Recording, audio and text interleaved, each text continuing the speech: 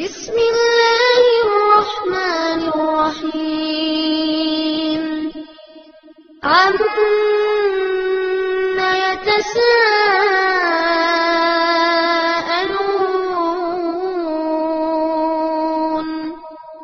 عن النبأ العظيم الذي هم فيه مختلفون كلا سيعلمون ورحمة الله وبركاته. إن الحمد لله نحمده ونستعينه ونستغفره ونعوذ بالله من شرور أنفسنا ومن سيئات أعمالنا من يهده الله فلا مضل له ومن يضلل فلا هادي له. أشهد أن لا إله إلا الله وحده لا شريك له وأشهد أن محمدا عبده ورسوله أما بعد فقد قال الله تعالى في القرآن العظيم والفرقان المجيد فأعوذ بالله من الشيطان الرجيم يا أيها الذين آمنوا اتقوا الله وقولوا قولا سديدا يصلح لكم أعمالكم ويغفر لكم ذنوبكم ومن يطع الله ورسوله فقد فاز فوزا عظيما. கண்ணியம் நிறைந்த எல்லாமல்ல அல்லாஹுவின் நல்லடியார்களே, அல்லாஹுவின் மாபெரும் கிருபையினால் தமிழ்நாடு தௌஹீத் ஜமாஅத் தஞ்சை தெற்கு மாவட்டம் பேராவூரணி கிளையின் சார்பாக ஏற்பாடு செய்யப்பட்டிருக்கும் இந்த இஸ்லாம் ஓர் எளிய மார்க்கம் என்ற நிகழ்ச்சியில் நாம் அனைவரும் பங்கெடுத்திருக்கிறோம். இந்த அழகான தருணத்தில் இந்த நிகழ்ச்சிக்கு நாம் செல்வதற்கு முன்பாக இந்த நிகழ்ச்சியினுடைய நோக்கம் என்ன, இந்த நிகழ்ச்சியை நடத்துவதற்குரிய வழிமுறைகள் என்ன, நாம் கடைபிடிக்க வேண்டிய ஒழுங்குமுறைகள் என்ன என்பதையெல்லாம் நாம் முதலில் தெரிந்து கொள்ள வேண்டும். அல்லாஹ் ரப்பல் ஆலமீன் முஹம்மது நபியினுடைய சமுதாயமான நம்மை பற்றி அல்லாஹ் திருமறை குர்ஆனிலே பேசும் பொழுது குந்தும் ஹைர உம்மத்தின் உஹரிஜத்தன் லின்னாஸ், நீங்கள் தான் அனுப்பப்பட்ட இந்த உலகத்துல படைக்கப்பட்ட சமுதாயத்திலேயே சிறந்த சமுதாயமாக இருக்கிறீர்கள் என்று அல்லாஹ் சொல்லிவிட்டு அந்த சிறப்பை நீங்கள் பெற்றதற்கான காரணம் என்னவென்றால் தஅமுருன பில் மஅரூஃபி வ தன்ஹவுன அனில் முன்கர், நீங்கள் நன்மையை ஏவுகிறீர்கள், தீமையை தடுக்கிறீர்கள். அந்த நன்மையை ஏவி தீமையை செய்யக்கூடிய, அதாவது நன்மையை ஏவி தீமையை தடுக்கக்கூடிய அந்த பணியை நீங்கள் செய்கின்ற காரணத்தினால்தான் இருக்கின்ற சமுதாயங்களிலேயே சிறந்த சமுதாயம் என்ற பெயரை நீங்கள் பெற்றிருக்கிறீர்கள் என்பதை அல்லாஹ் நமக்கு எடுத்துரைக்கிறான்.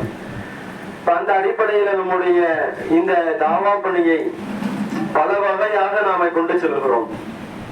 அடிப்படையாக தனிநபர்களை சந்தித்து நாம் செய்யக்கூடிய தனிநபர் தாவாக்களாக இருக்கலாம், அல்லது மாற்று மத அன்பர்களுக்கு இந்த இஸ்லாத்தை எடுத்துரைக்கக்கூடிய மாற்று மத தாவாக்கள், அதே போன்று நோட்டீஸ் மூலமாக, அதே போன்று திருமுனை கூட்டங்கள் வாயிலாக, பெண்கள் பயான் வாயிலாக, மாநாடுகள் வாயிலாக, இப்படி நிறைய நிகழ்ச்சிகள் மூலமாக இந்த மார்க்கத்தை நாம் பிற மக்களுக்கு எடுத்து சொன்னாலும் அதில் ஒரு பகுதியாக தான் இந்த இஸ்லாம் ஒரு எளிய மார்க்கம் என்ற நிகழ்ச்சியையும், அதே போன்று இஸ்லாம் ஒரு இனிய மார்க்கம் என்ற நிகழ்ச்சியையும் நாம் நடத்துறோம். இந்த ரெண்டு நிகழ்ச்சியுமே மற்ற நிகழ்ச்சிகளை விட கொஞ்சம் வேறுபாடு உடையது.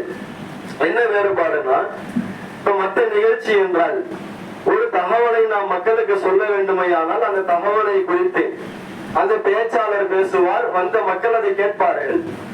ஆனால் இந்த நிகழ்ச்சி அதற்கு மாற்றமாக ஒரு தலைப்பின் கீழே இல்லாம வந்திருக்கக்கூடிய மக்கள் மார்க்க ரீதியாக தனக்கு இருக்கக்கூடிய சந்தேகங்களை, தனக்கு இருக்கக்கூடிய ஐயங்களை வந்திருக்கக்கூடிய நபரிடத்துல கேட்பார்கள். அப்ப வந்திருக்கக்கூடிய நபர் அந்த குர்ஆன் வசனங்களை வைத்து, ஹதீஸ்களை வைத்து அந்த விளக்கங்களை, அந்த சந்தேகங்களை என்ன செய்வாங்க, தீர்க்கும் விதமாக விளக்கங்களை கொடுப்பார்கள். இப்ப இஸ்லாம் ஒரு எளிய மார்க்கம் என்றால் முஸ்லிம்களுக்கு இருக்கக்கூடிய சந்தேகங்களை நாம தெளிவுபடுத்தக்கூடிய ஒரு நிகழ்ச்சியாக எளிய மார்க்கம் என்ற நிகழ்ச்சி அதுதான் நம்ம நடத்திக்கிட்டு இருக்கிறோம். இனிய மார்க்கம், இஸ்லாம் ஒரு இனிய மார்க்கம் என்றால் முஸ்லிம் அல்லாத மக்களுக்கு, முஸ்லிம் அல்லாத மக்களிடத்துல நீங்க பாத்தீங்கன்னா மறைமுகமாக நிறைய பிரச்சாரங்கள், முஸ்லிம்கள் என்றால் தீவிரவாதிகள், முஸ்லிம்கள் என்றால் அவர்கள் பெண்களுக்கு சொத்துரிமை கொடுக்காமல் பெண்ணுரிமையை பறிக்கக்கூடியவர்கள். அதே போன்று புர்கா என்கின்ற ஹிஜாப் என்கின்ற ஆடையின் மூலமாக பெண்ணடிமைத்தனத்தை ஊக்குவிக்கக்கூடியவர்கள். அதே போன்று நிறைய தகவல்களை முஸ்லிம் இஸ்லாத்துல நிறைய தீண்டாமை இருக்கிறது, இஸ்லாத்துல நிறைய குறைபாடுகள் இருக்கிறது என்றெல்லாம் அதே போன்று நபிகள் நாயகம் ஸல்லல்லாஹு அலைஹி வஸல்லம் அவர்கள் மீது அவதூறு பரப்பும் விதமாகவும் நிறைய பிரச்சாரங்களை செய்கின்றார்கள். அப்ப அந்த பிரச்சாரங்கள் யாரையெல்லாம் சென்றடைகிறதோ அவங்க என்ன செய்யறாங்க, ஒரு முஸ்லிம் ஆணையோ முஸ்லிம் பெண்ணையோ பார்த்தால் அவங்க அண்டை வீட்டுக்காரங்களா இருக்கலாம், தெருவாசிகளாக இருக்கலாம், ஊர் மக்களாக இருக்கலாம், அல்லது சிறு வயதிலிருந்து பழகிய மக்களாக இருக்கலாம். இது போன்ற பிரச்சாரங்களை கேட்டவுடன் என்ன செஞ்சிருந்தாங்க அப்படின்னா, ஆனா இவங்க தீவிரவாதிகளா, இப்ப இவங்களுடைய வாழ்க்கை முறை சரியில்லை, இவங்களும் சேரக்கூடாது, நம்ம பிள்ளைகளை அவர்கள் பிள்ளைகளோடு சேரவிடக் கூடாது என்றெல்லாம் என்ன செய்யறாங்க, ஒரு விதமான பிரிவை ஏற்படுத்துகின்றார்கள். அப்ப அவர்களுக்கு நாம இஸ்லாத்தை குறித்தான தெளிவான அந்த சிந்தனையை கொண்டு செல்ல வேண்டும் என்பதற்காக தான் அந்த இஸ்லாம் ஒரு இனிய மார்க்கம் என்ற நிகழ்ச்சியை நாம நடத்துறோம். இப்ப இது போன்ற கேள்விகள் கேட்டு அதற்கு பதில் சொல்லக்கூடிய நிகழ்ச்சி இருக்கிறது, நம்மளா உருவாக்குறது இல்லை. அல்லாஹ்வே இந்த வழிமுறையை நமக்கு சொல்லி தருகிறார். அல்லாஹ் குர்ஆன்ல பாத்தீங்கன்னா நிறைய வசனங்களை நீங்கள் பார்க்கலாம். அல்லாஹ்வின் தூதருடைய காலகட்டத்துல அவர்களை நம்பிக்கை கொண்ட சஹாபாக்கள் முஸ்லிம்களாக இருந்தார்கள். அதே போன்று நபிகளாரை அழிக்க வேண்டும், இஸ்லாத்தை ஒழிக்க வேண்டும் என்ற சிந்தனையோடு இருந்த யூதர்களும் இருந்தார்கள். இஸ்லாத்திற்கு ஆதரவும் தெரிவிக்காமல் இஸ்லாத்தை எதிர்க்காமல் இருந்த நடுநிலை மக்களும் இருந்தார்கள். இந்த மூன்று தரப்பு மக்களில் யார் எந்த கேள்வி கேட்டாலும் அல்லாஹ்வின் தூதர்கிட்ட மார்க்க ரீதியாக ஒரு கேள்வியை கேட்பார்களே, ஆனால் அல்லாஹ் அந்த கேள்வியை அலட்சியப்படுத்தியது கிடையாது. உதாரணத்துக்கு பாருங்க, அல்லாஹ்வின் தூதர் அவர்களை பொய்யராக்க வேண்டும், இவரை நாம் பொய்யர் என்று நிரூபித்து விட்டால், இவரை நாம் பைத்தியக்காரர் என்று நாம் நிரூபித்து விட்டால், இவரை நம்பிக்கை கொண்ட முஸ்லிம்கள் எல்லாம் இஸ்லாத்தை விட்டு வெளியேறி விடுவார்கள் என்று யூதர்கள் நிறைய முயற்சி செஞ்சாங்க. அது அல்லாஹ்வுடைய தூதர்கிட்ட என்ன ஒரு கேள்வியை கேட்டாங்க, மனிதனுடைய உடலில் உள்ள அந்த உயிர், அந்த ஆத்மா இருக்குதுல்ல, அது சம்பந்தமா அல்லாஹ்வுடைய தூதர்கிட்ட கேள்வி கேட்கிறாங்க. அப்ப அப்படி கேள்வி கேட்கும் பொழுது அல்லாஹ் என்ன சொல்லுகின்றான், ரூஹை பற்றி உங்களிடத்தில் கேள்வி எழுப்புகின்றார்கள் என்று அல்லாஹ் அந்த வசனத்தை இறக்கி வைத்து விட்டு அந்த கேள்வி அல்லாஹ் செய்ய ஆட்சியப்படுத்தல, அதுக்கு பதிலை சொல்கின்றான் பாருங்கள், இன்னமா இல்முன் இந்தல்லாஹ், அந்த ரூஹை பற்றியான அறிவு எல்லாம் அல்லாஹ்விடத்தில் தான் இருக்கிறது. மனிதர்களாகிய உங்களுக்கு அந்த அறிவு என்ன செய்யப்படல, வழங்கப்படல. ஒரு மனிதனுடைய உடலில் ரூஹ் எப்படி ஊதப்படுகிறது, மரண தருவாயில் அந்த ரூஹ் எப்படி வெளியேறுகிறது, உடலில் எந்த பகுதியில ஒரு உயிரோடு இருக்கும் பொழுது அந்த ரூஹ் எந்த பகுதியில இருக்கிறது என்பதெல்லாம் உங்களால அறிந்து கொள்ள முடியாது. அதற்குரிய அறிவு அல்லாஹ்விடத்தில் இருக்கிறது என்று நீங்கள் பதில் சொல்லுங்கள் என்று அல்லாஹ் அந்த கேள்வியை ஒரு முக்கியத்துவம் படுத்தி அதற்குரிய பதிலையும் அல்லாஹ் நமக்கு சொல்லி தருகிறார். அப்ப முஸ்லிம்கள் கேட்ட கேள்விகளுக்கும் அல்லாஹ் பதிலை நமக்கு சொல்லி கொடுத்தான். அதே போன்று பாருங்க, திருமலை குர்ஆன் வசனத்துல ஒரு செய்தியை அல்லாஹ் நமக்கு சொல்வதாக இருந்தால், ஒரு புதிய ஒரு தகவல் இருக்கிறது, ஒரு முக்கியத்துவம் வாய்ந்த ஒரு செய்தி இருக்கிறது, அந்த செய்தியை அல்லாஹ் நமக்கு சொல்வதாக இருந்தால் அந்த செய்தியை மட்டும் சொல்லிட்டு போயிடலாம். உதாரணத்திற்கு பாருங்க, இன்னா அன்ஸல்னாஹு ஃபீ லைலத்துல் கத்ர் வமா அத்ராக மா லைலத்துல் கத்ர் லைலத்துல் கத்ரி கைரும் மின் அல்ஃபி ஷஹர். இந்த மூணு வசனத்தை எடுத்துக்கங்க. முதல் வசனம் என்ன, இன்னா அன்ஸல்னாஹு ஃபீ லைலத்துல் கத்ர், லைலத்துல் கத்ர் என்கின்ற அந்த இரவில் இந்த குர்ஆனை நாம் இறக்கினோம் அப்படின்னு அல்லாஹ் சொல்லிட்டான். இரண்டாவது வசனம் என்ன, வமா அத்ராக மா லைலத்துல் கத்ர், லைலத்துல் கத்ர்னா என்னவென்று உங்களுக்கு தெரியுமா, அல்லாஹ் கேள்வியை வைக்கிறான். கேள்வியை வச்சுட்டு மூன்றாவது வசனத்தில் அல்லாஹ் பதிலை சொல்கிறான், லைலத்துல் கத்ரி கைரும் மின் அல்ஃபி ஷஹர், லைலத்துல் கத்ர் என்பது 1000 மாதங்களை விட சிறந்தது என்று அல்லாஹ் சொல்கிறான். இந்த மூன்று வசனங்களை சிந்திச்சு பாத்தீங்கன்னா இரண்டாவது வசனம் தேவையே இல்லை. அந்த மூன்று வசனங்கள் என்ன கருத்தை நமக்கு சொல்லி தருகின்றதோ அந்த கருத்தை இரண்டாவது வசனத்தை நீக்கிவிட்டாலே நமக்கு கிடைச்சிடும். லைலத்துல் கத்ர்ல நாம இந்த குர்ஆனை இறக்கணும், அந்த லைலத்துல் கத்ர் 1000 மாதங்களை விட சிறந்தது அப்படின்னா நமக்கு தகவல் சொன்னா பத்தாதா? ஆனா அல்லாஹ் இரண்டாவது வசனத்துல ஒரு கேள்வியை முன்வைக்கணும். அப்ப இதுல நமக்கு என்ன புரியுது, அல்லாஹ் நமக்கு ஒரு முக்கியத்துவம் வாய்ந்த ஒரு விஷயத்தை நமக்கு சொல்வதாக இருந்தால் கேள்வியை எழுப்பி அதற்குரிய பதிலை அல்லாஹ் சொல்வதன் மூலமாக மார்க்க ரீதியாக ஒரு கேள்வி இருக்குதா அதை கேட்டு நீங்க தெளிவுபட்டுக்குங்க.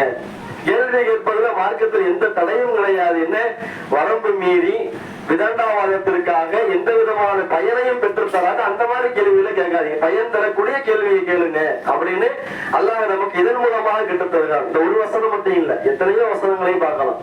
அல்லாஹ் குர்ஆன்ல அந்த அல்காரியா என்ற அத்தியாயத்தை எடுத்துக்கொண்ட அந்த ஒமா அதுராக்குங்கிற அந்த வார்த்தை திருமலை குர்ஆன்ல அடிக்கடி வந்து கொண்டே இருக்கும். அப்ப அல்லாஹ் அதன் மூலமாக நமக்கு உணர்த்துவது என்னவென்றால், மார்க்கத்தில் உங்களுக்கு சந்தேகம் இருந்தால் அதை ஒரு கேள்வியாக எழுப்பி அந்த கேள்விக்குரிய பதிலையும் நீங்க என்ன செஞ்சுக்கலாம், கேட்டு தெரிந்து கொள்ளலாம் என்பதை தான் அல்லாஹ் நமக்கு என்ன செய்யறான், இதன் மூலமாக நமக்கு பாடம் நடத்துகின்றான். அப்ப அந்த அடிப்படையில் நம்ம என்ன செய்யறோம்னா, நோநாதைகள் மூலமாக, திருமுனை கூட்டங்கள் வாயிலாக, பெண்கள் இப்படி நிறைய தாவா பணிகளை செய்யக்கூடிய நாம மக்களுக்கு எழக்கூடிய சந்தேகங்களை நாம தீர்க்கணுமே. அதற்குரிய ஒரு தாவா பணியை நம்ம உருவாக்க வேண்டும் என்பதற்காக தான் முஸ்லிம்களுக்காக இணைய மார்க்க என்ற நிகழ்ச்சியையும் முஸ்லிம் அல்லாத மக்களுக்காக இணைய மார்க்க என்ற நிகழ்ச்சியை நாம நடத்திட்டு இருக்கிறோம். அப்படிங்கறத ஒரு முன்னுரையா நாம தெரிந்து கொள்ள வேண்டும். அடுத்த இந்த நிகழ்ச்சிக்குள்ள நாம போகும் பொழுது, இந்த நிகழ்ச்சி வந்து ஒரு குறுகிய நேரத்துல ஏற்பாடு செய்யப்பட்ட ஒரு நிகழ்ச்சி தான். அதிகபட்சம் பாத்தீங்கன்னா ஒரு 1.5 மணி நேரம் இந்த நிகழ்ச்சி நடைபெறும், அவ்வளவுதான். அப்ப எல்லா நபர்களுக்கும் சந்தேகங்கள் நிறைய இருக்கும். இப்ப எல்லாம் டோக்கன் வாங்கியிருப்பீங்க. டோக்கன் நம்பர் 1 நீங்க கேள்வி கேளுங்கன்னு உங்களுக்கு ஒரு 15 கேள்வி இருக்கும். 15 கேள்வி நீங்க அடிக்கிட்டீங்கன்னு வைங்க, அந்த 15 கேள்விக்கு பதில் சொல்றதுக்கே 1.5 மணி நேரம் போயிடும். அது 1.5 மணி நேரம் கூட பத்தாது, நிறைய சொல்ற மாதிரி ஆயிரும். அப்ப ஒரு நபருடைய கேள்விக்கு பதில் சொல்வதற்காகவே இந்த நிகழ்ச்சிகிற மாதிரி ஆயிரும். அப்ப நாம என்ன செய்யணும்னா, வந்திருக்கக்கூடிய எல்லா மக்களுக்கும் வாய்ப்பு தரணும் அப்படிங்கிற அந்த சிந்தனையோடு, உங்களுக்கு நிறைய கேள்விகள் இருக்கலாம், அது வந்து பாராட்டப்பட வேண்டிய விஷயம் தான், வரவேற்கத்தக்க வேண்டிய விஷயம் தான், மாற்று கருத்து இல்லை. ஆனா உங்களுக்கு இருக்கக்கூடிய அந்த அதிகமான கேள்விகள்ல தற்காலத்திற்கு ஏற்றாறு போல அது முக்கியத்துவம் வாய்ந்த சில கேள்விகள் எல்லாம் இருக்கும்ல, அந்த மாதிரியான கேள்விகளை மட்டும் நபருக்கு ஒரு கேள்வி கேட்டால் போதும் அப்படிங்கிறத நம்ம முதல்ல தெரிஞ்சுக்கணும். இது ஒரு விதிமுறை. இப்ப டோக்கன் வாங்கியிருக்கிறவங்க ஒரு கேள்விதான் கேட்கணும் அப்படிங்கிறது ஓகே.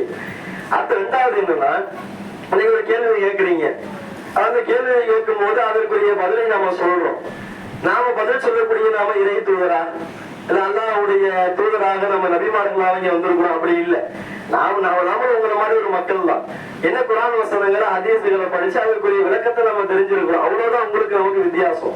அப்ப நீங்க ஒரு கேள்வி கேட்கறீங்க, அதற்குரிய பதிலை நாம் சொல்லுகிறோம். அப்படி அந்த பதிலை நாம் சொல்லும் பொழுது அந்த பதில் உங்களுக்கு திருப்தியாக இருக்குமையானால் அந்த கல்வியை எனக்கு வழங்கி அல்லாஹ்விற்கு எல்லா போகணும், அதுல எந்த கருத்து வேறுபாடும் இல்லை. ஆனா அதே நேரத்துல சில நபர்கள் கேள்வி கேட்பீங்க, நம்ம பதில் சொல்லுவோம்.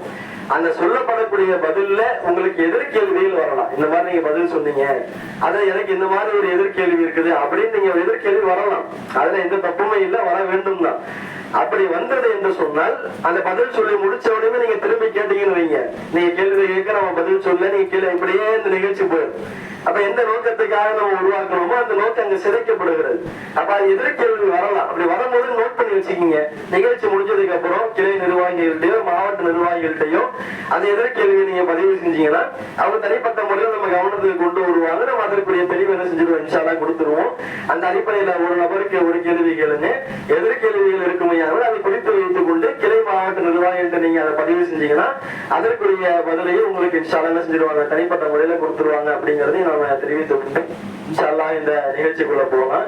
டோக்கன் நம்பர் 1 யாரு அப்படிங்கறத கேள்விக்கிறீங்க இன்ஷா அல்லாஹ்.